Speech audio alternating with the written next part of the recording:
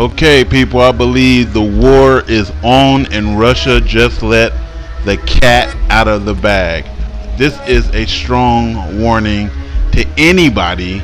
Russia just introduced a bunch of new weapons, nuclear weapons and missiles and arsenal, and surprised the whole world, shocked the world. Like the world is saying, should we be doing something about this? A US-Russia strategic dialogue is more urgent following President Putin's public address on March the 1st, when he referred to several new nuclear weapons Russia is reportedly developing, including a cruise missile and a nuclear underwater drone, which are not currently limited by the New START treaty and would be destabilizing if deployed. Also, Russia is saying, basically, now you're going to pay us some attention. Russia is a major nuclear power, but basically nobody wanted to talk to us. Nobody listened to us. So, listen to us now. Israel and United Snakes, they have been doing their own damn thing, trying to keep that war going in Syria and to start that war with Iran. Israel's argument is that an attempted Iranian drone strike in February using a stealthy unmanned aircraft showed that new red lines needed to be drawn. It was shot down, but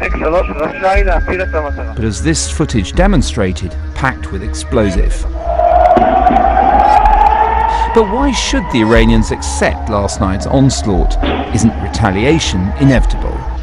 Anyway,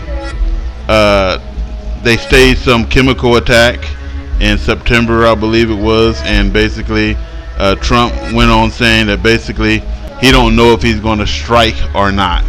He don't know when he's going to strike. He said he's going to strike, but he don't know when he's going to. It's going to be a surprise attack. They're going to do, and then Russia is taking it as you're going to do another chemical attack to say, okay, this gives us room to war in Syria. And so Russia put a stop to that by bringing in its military. Russia has about 2 million troops. Okay, now Russia is bringing in the military involved with nearly 300,000 Russian troops. 300,000. That's a large, it's the most largest part of its military force, and it's taking it to Syria, plus 1,000 aircraft and 900 tanks will also be included in this unit from China for the first time. They will start on 9/11/2018, 9/11. That if this ain't a big sign, I don't know what else is. I don't think I've seen ever in life someone sent 300,000 troops to Syria or anywhere in the world, as a peace drill. I doubt that. This is a major conflict. And in a separate display of military power, Russia was reported on Tuesday to have assembled a large flotilla of warships off the coast of Syria. So you're sending warships, you're sending troops, and it ain't even done yet. Russia's most advanced stealth fighters is also deployed to Syria. Their best stealth fighters, their warplanes, is deployed now. Why would you send your best? Why would you send 300,000 men to play a game? You don't got money like that to be doing something like that. This has let the cat out the bag. Something is up. And so we got also Brazil sending troops to Venezuelan borders. Is this that brother fighting against brother, Gog and Magog end-time war going on? Okay, not only that, people, you got Pakistan, India, China, and Russia recently, just not that many days ago, held a joint military drill in Russia where they sent thousands of troops, like 4,000 troops from each place, and plus Russian military to do war drills and to learn how to fight together. Okay, something is up, man. Too many troops is being deployed right now. Too much practicing. Too many war games right now. And so God is saying in Joel 3:12, let the heathen be awakened and come up to the valley of Jehoshaphat, for there will I sit and judge all the heathen round about.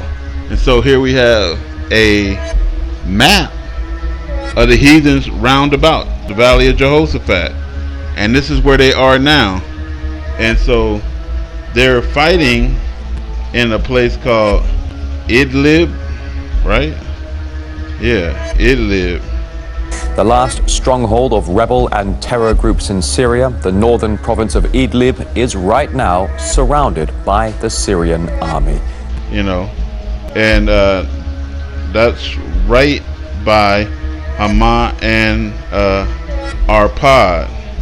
And then that's written in the Bible that this is around the time that it's all going down. So if you looked in Jeremiah 49:22, it mentioned the place by name. It says, behold, he shall come up and fly as the eagles, as at these new steppe plains, and spread his wings over Basra.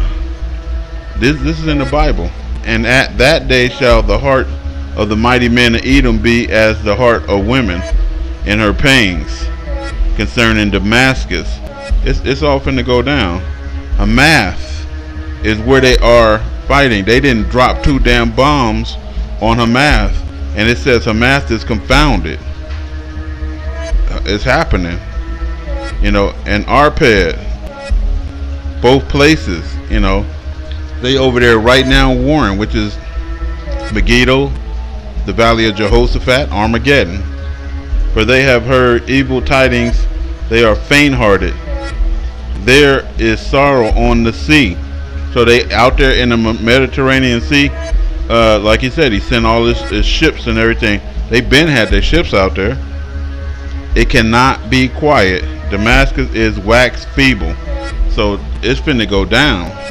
Damascus is right there and turneth herself to flee.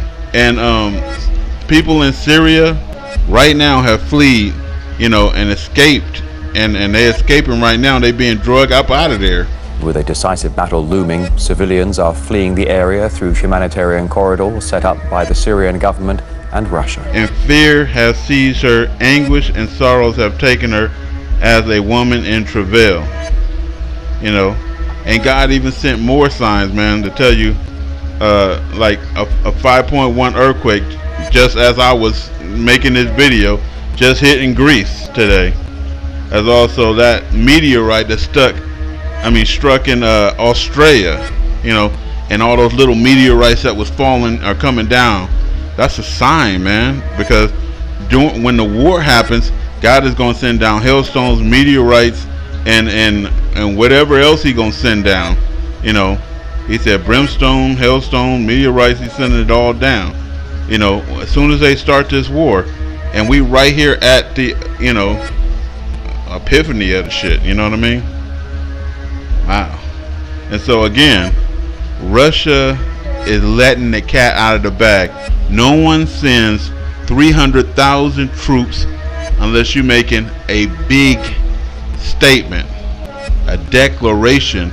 You taking a stance, and you saying it ain't happening, USA. You ain't finna pull that chemical attack shit. You ain't finna take over this place. This is as far as you go with Russia. 300,000 soldiers says you ain't doing shit. 1,000 aircraft say you ain't doing nothing. 900 tanks for a drill? No. This is a warning. This is a huge sign. This is Gog and Magog war, yo. I mean, you know, nobody really talking about it. It ain't in mainstream news. This is kinda on a hush. You know, I don't know, man. You know what I did? Get your food ready. Get your, you know, like we got a little bomb shelter. Let's get that organized. We can be out there tomorrow. Organize that damn thing, man. Get your ammo ready. Get your shit ready. You know, and I've been having some weird dreams also, man.